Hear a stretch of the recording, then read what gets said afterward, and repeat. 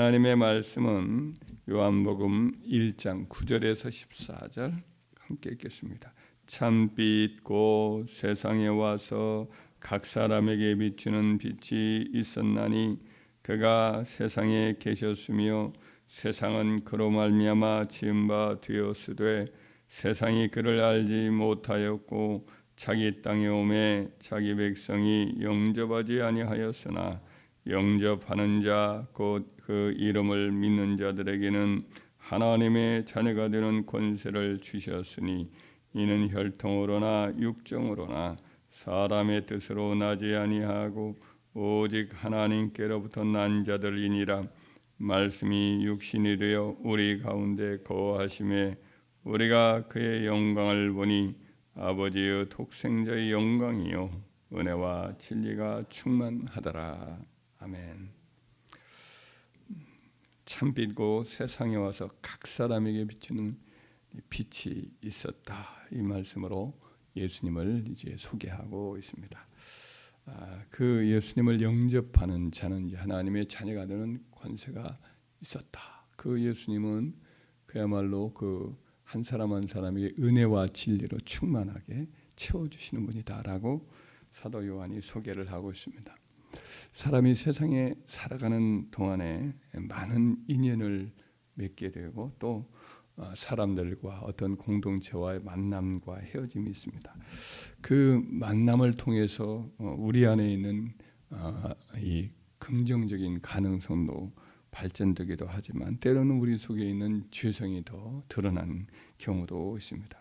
이런 만남을 통해서 우리는 어떤 길로 나아가기도 되고 또 그런 만남을 통해서 슬픔과 또 반면에 또 고통을 경험을 하고 또 기쁨을 경험을 하기도 합니다. 그래서 인생길에서 어떤 사람을 만나느냐, 또 어떤 책을 만나느냐, 또 어떤 공동체와의 만남을 가느냐가 참으로 중요한 그와 같은 경험으로 제 기억으로 남아 있습니다. 제 과거를 한번 회상을 하면서 보면 여러 가지 만남들이 다 귀한 만남들도 있었고 때로는 이게 안 만났으면 차라리 낫겠다는 생각도 있지만 그 분명한 깨달음 하나는 예수님을 믿고 그분을 만나게 된 것은 하여튼 최상의 축복이었다라는 점입니다. 수많은 사람들을 얼굴로 만나기도 하고 책으로 만나기도 하고 또 영상으로 만나보기도 했지만은 예수님을 만나게 되고 또 그를 나의 주님으로 모신 것 이것이야말로 인생 최고의 축복이다라는 거지요. 젊은 시절 갈팡질팡 그렇게 하던 시기에 제 인생의 주인으로 오시고 왕으로 오시고 또 친구로 와주신 그 예수님이야말로 가장 큰 축복이다라는 거지요. 왜냐하면 예수님 자체가 예수님 그분 자체가 너무나 아름다운 분이시죠.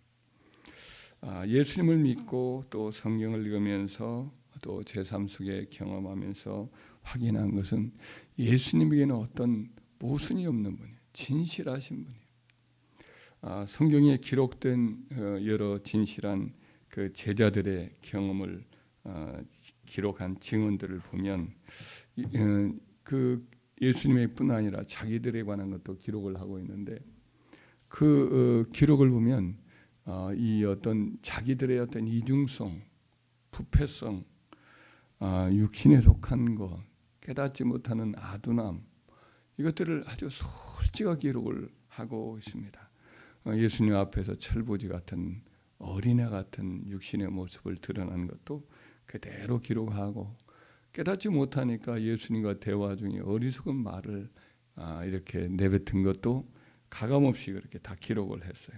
그런 그들이 예수님에 관하여 기록한 그 사복음서를 보면 예수님은 한 번도 어떤 모순적으로 행동하는 적도 없고 또 말과 행동이 일치가 되고 그래서 그분은 진실한 분이에요. 그래서 예수님을 만난 것이야말로 참으로 행복하고 그분을 믿고 따르는 사람은 그 심령도 평안하고 진실하고 참 행복한 사람이다라고 확신을 할 수가 있습니다. 또 예수님은 죄가 없으신 분이에요. 죄를 이기시는 의인이시에요. 예수님 우리가 살면서 범한 죄를 한 번도 범한 적이 없습니다. 우리는 뭐 미워하기도 하고 질투하기도 하고 이기심을 갖고 행하기도 하고 또 교만하고 자기 자랑을 또 늘어놓기도 하고 또 우리 내면이나 우리의 말이나 생각이 더럽기도 하고 욕심에 사로잡히기도 하고 또 술 취함이나 방탕함 또 남을 함부로 판단하는 죄 내 편 네 편을 가르는 어떤 분열의 생각 이런 것들을 뭐 크건 작건 다 갖고 살아가고 있습니다.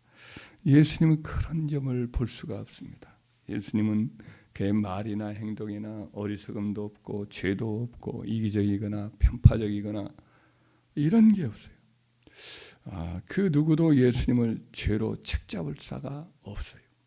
그는 의롭고 거룩하고 자비롭고 진실하고 또 공정하고 공법에 이 공의롭고 이 모든 면에서 예수님은 참으로 탁월하신 분이십니다. 아름다운 분이시죠. 그분은 아는 것 이건 정말 참 큰 축복이에요. 제가 공자의 논어를 이렇게 읽어보기도 하였지만은 그분은 그냥 훌륭한 분이지요. 훌륭한 분. 그러나 예수님과 같은 탁월한 인격적인 아름다움을 그분에게서 보지는 못했거든요. 그래서 예수님을 아는 건 이것처럼 귀한 축복이 없다. 이분을 만나고 그분과 동행하는 삶을 사람은 참으로 행복한 사람이다. 할렐루야.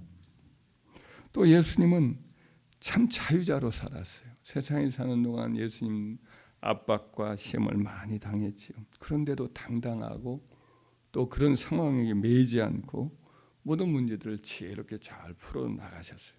예수님은 그를 떠보는 사람, 그를 시험에서 말의 올무에 걸리게 하려는 사람, 또 그를 믿지 못하는 육신의 가족들의 은근한 이런 압박이 있었고 고향 사람들도 역시 그를 미워하기도 하고 또 그를 잡아 죽이려는 인간적인 사실은 그의 종이 되어야 마땅한 여러 대제사장들과 바리새인 이런 사람들 그를 경쟁자로 생각하고 그를 잡아 죽이려고 하죠.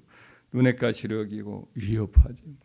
그리고 악한 영과 마귀와 그의 모든 수종자들 정치적 관점으로 또 예수를 바라보면서 그의 체포를 저울질하던 로마의 여러 권력자들 또 이것도 저것도 이 겁이 나니까 중간에서 왔다 갔다 하면서 눈치를 보는 유대 백성들 또 그 외에도 뭐 여러 세상에 수많은 그를 알지 못하는 이방인들 잡신에게 사로잡힌 수많은 사람들 여전히 그런 사람들로 세상은 꽉 차 있었죠. 그런 과정에서 예수님이 이 땅에 계실 때 보면 두려움에 사로잡히지 않아요. 엘리야처럼 낙심해서 정신적인 패닉 상태, 공황 상태에 빠지지도 않죠. 예수님은 모든 사태를 다 알고 계시고 주시하면서 자유롭고 평온하게 대적들의 압박을 이렇게 하나씩 이렇게 풀어나가시고 지혜롭게 때와 장소를 가려서 움직이셨어요. 그리고 하나님 아버지의 뜻을 받들어서 때가 차니까 또 십자가를 지시려고 정면으로 대적자들 앞으로 나아가셔서 그들의 손에 자기를 내어주시는 그런 행동을 하셨습니다. 그래서 예수님은 지혜로우시고 당당하시고 또 때와 시기를 분별하셔서 자기의 길을 다 장악하셔서 행하신 분이셨습니다. 지금도 주님은 자기에게 속한 모든 사람을 능히 도우시는 분이셔요. 그를 믿고 의지하는 자는 예수님 때문에 또한 동시에 자유롭고 또 당당할 수가 있는 지혜로운 삶을 살 수 있는 자가 되는 줄 믿습니다. 그래서 예수님을 믿는 것 참 행운하지요. 또 예수님은 죽음을 마저 정복하신 승리자입니다. 죽음은 인간의 모든 수고, 모든 성과, 모든 그의 업적들을 다 티끌로 돌려버리는 강력한 대적이지요. 인간의 모든 것들을 다 삼켜버리는 어둠이지요.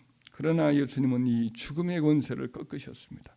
다시는 죽음이 범접할 수 없는 불멸의 생명의 능력으로 다시 죽음에서 일어나셨습니다. 그리고 그를 믿는 자들에게 이 불멸의 생명의 능력을 또 부여해 주실 것을 약속하셨습니다. 그가 다시 때가 되어서 세상에 오시는 그날에 죽은 자들의 무덤이 열리고 그를 믿는 자들은 영생의 부활로 또 그를 믿지 않는 데는 심판의 부활로 모두가 다 일어나게 될 것입니다. 그래서 예수를 믿는 사람, 예수님을 자기 삶의 주인으로 모신 자는 놀라운 이 소망을 갖고 있는 자가 되었으니 참으로 그를 만난 것은 행운이 아닐 수가 없습니다.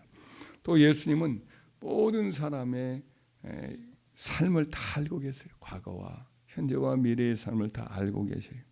그의 제자 빌립이 자기 친구 나다나엘을 데리고 왔을 때에 그를 보자마자 예수님은 그가 참 순수한 이스라엘이다 이렇게 인정을 해주시면서 네가 무화과 나무 아래에 있을 때 내가 너를 보았다. 빌립이 너를 부르기 전에 내가 이미 너를 보고 알았다. 이런 말씀을 해주셔요. 이 나다나엘이 무화과 나무 아래에서 조용히 묵상하면서 하나님께 기도하는 삶을 살아왔던 거 아무도 이제 모르는 그만의 영적인 어떤 그 습관이었죠.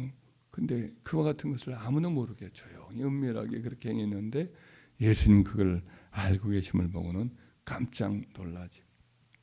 예수님은 잡히시기 전날 자기 제자들 중에 가룟 유다가 그를 팔아 넘길 것도 아시고 나머지 제자들 역시 그를 버리고 다 도망칠 걸 알죠. 제자들은 주님 절대로 그럴 리가 없다고, 예수님 죽는데도 오게도 나는 함께 가겠다고 큰 소리를 쳤지만은 그러나 다들 도망칠 걸 알았고 베드로는 닭이 3번 울기 전에 2번 부인할 것을 정확히 또 말씀을 해 주셨습니다. 부활하신 후에는 그 가이사랴 바닷가에서 베드로에게 네가 후에는 다른 사람이 너를 띠띠고 원하지 않는 곳으로 내려가겠다 이런 말씀하시면서 그가 순교할 것도 미리 말씀해 주셨습니다. 그렇습니다. 예수님은 우리의 인생의 과거도 다 알고 계시고요, 현재도 다 알고 계시고 우리의 미래조차 주님은 다 보고 계시고 알고 계시고 또 그래서 우리의 모든 삶을 다 인도해 가시고 계십니다. 그래서 그를 주인으로 모신 자는 안전합니다. 평안합니다. 아무리 미래가 불확실하고 요동을 치고 산이 흔들리고 바다 가운데 빠지는 그런 요동함이 오늘날 있지 않습니까? 격변의 세월을 우리가 지금 보는 것 같아요. 그러나 이런 미래가 불확실할지라도 주님이 우리 주인 되시고 우리가 주님을 따르는 한 아무것도 겁낼 것이 없습니다. 주님은 우리의 모든 것을 다 장악하고 계시고 우리의 삶을 인도해 주시고 우리와 동행하시고 우리 끝날까지 우리와 함께 해주시기 때문인 줄 믿습니다. 그래서 주님을 만난 것, 이건 정말 큰 평안입니다. 이 주님은 또 이 주님을 만나고 행복한 것은 우리를 위해 자기의 생명마저 아끼지 않고 내어주셨기 때문이죠. 예수님 우리를 사랑하시되 자기 생명을 아낌없이 십자가의 희생제물로 내어주셨습니다. 우리 죄를 짊어지고 그 죄값을 그의 목숨으로 대신 갚으시고 우리 대신 하나님의 의로운 심판을 담당하셨어요. 그래서 그를 믿는 자는 죄와 사망과 심판을 이제 다 예수님이 담당하셨기 때문에 죄사함과 또 의롭다함과 영생 구원을 받게 되는 거죠. 누가 우리를 위해서, 우리가 얼마나 대단한 사람이고 얼마나 또 의롭고 또 그 누구 어떤 사람보다 더 귀한 사람이라고 예수님이 우리를 위해서 그런 예수님 말고도 어떤 사람도 우리를 위해서 그런 일을 해주시겠어요? 부모조차도 그렇게 하기는 참 어려운 부분 아니겠어요? 누가 하나님 앞에 우리를 대신해서 심판을 받으시고 누가 꺼지지 않은 지옥의 형벌의 그 고통을 우리 대신 이렇게 대신 담당해 줄 수가 있겠어요? 아무도 그렇게 할 수도 없고 그렇게 한 자도 없지 않습니까? 그런데 예수님은 그런 일을 친히 하시겠다고 나서셨고 또 우리를 위해서 그와 같이 자기의 생명을 아낌없이 내어주셨습니다. 이런 분이 세상에 어디 있어요? 우리를 위해서 자기의 생명을 희생시킨 분이 누가 있단 말이죠. 바로 그런 예수님을 우리가 믿게 되고 우리 인생에 모시고 사는 건 참으로 큰 축복이 아닐 수 없는 줄 믿습니다. 그래서 세상에는 수많은 만남이 있지만 예수님을 만나고 예수님을 자기 인생의 구주로 영접한 사람은 정말 행복한 사람이지. 과거를 돌아보면서 수많은 만남의 족적이 있지만은 어떤 결정적 판단으로 다른 길을 가게 되어서 내가 성공을 할 수도 있고 또 내가 원하는 어떤 행복한 길을 걸어갈 수도 있겠다.